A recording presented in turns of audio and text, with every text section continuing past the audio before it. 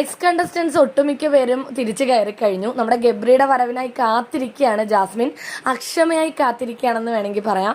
അതിനെക്കുറിച്ച് യമുനയോട് ഇരുന്ന് പറയുന്നുണ്ട്, ചേച്ചി എന്നെക്കൊണ്ട് പറ്റുന്നില്ല ചേച്ചി, എനിക്ക് ഗബ്രിയെ കാണാതിരിക്കാൻ പറ്റുന്നില്ല. ഞാൻ ഗബ്രിയുടെ തിരിച്ചു വരവിന് വേണ്ടി വെയിറ്റ് ചെയ്തിരിക്കുകയാണ്.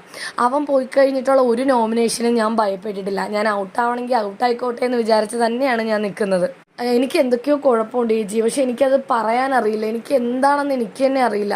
എനിക്ക് വല്ലാത്തൊരവസ്ഥയാണെന്നൊക്കെ ഇങ്ങനെ പറയണം.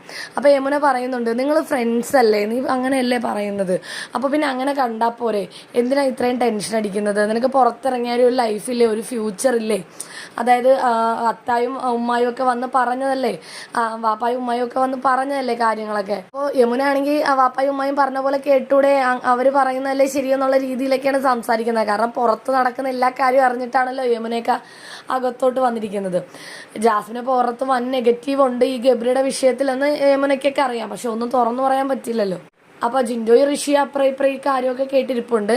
തമാശയ്ക്ക് ഋഷി അവിടെ ഇരുന്ന് പറയുന്നുണ്ട്, അവർ തമ്മിൽ ഫ്രണ്ട്സ് ഒന്നും അല്ല, ട്രൂ ലബ്ബാണെന്നൊക്കെ ഇരുന്ന് പറയുന്നുണ്ട്. ജിൻഡോ ആണെങ്കിൽ അല്ല, അവർ തമ്മിൽ ഫ്രണ്ട്ഷിപ്പ് അല്ല, അതിനും മേലെയുണ്ട്, അത് അവർ പുറത്ത് പോയിട്ട് തീരുമാനിക്കും, അവർ തമ്മിൽ പ്രണയമാണ് എന്നൊക്കെയുള്ള രീതിയിൽ ജിൻഡോയും പറയുന്നുണ്ട്. ജാസ്മിൻ ആണെങ്കിൽ എനിക്ക് അറിയില്ല ചേച്ചി, എനിക്ക് എന്താണെന്ന് എനിക്ക് അറിയില്ലെന്ന് പറയാണ്. ജാസ്മിൻ അസ്ഥിക്ക് പിടിച്ച പ്രേമം തന്നെയാണ് ഗബ്രിയോട്. ഗബ്രി വരുന്ന ആ ഒരു നിമിഷത്തിന് വേണ്ടിയാണ് ജാസ്മിൻ്റെ കാത്തിരിപ്പ്. ദിവസങ്ങളെല്ലാം വർഷങ്ങൾ പോലെയാണ് ജാസ്മിന് തോന്നുന്നത്.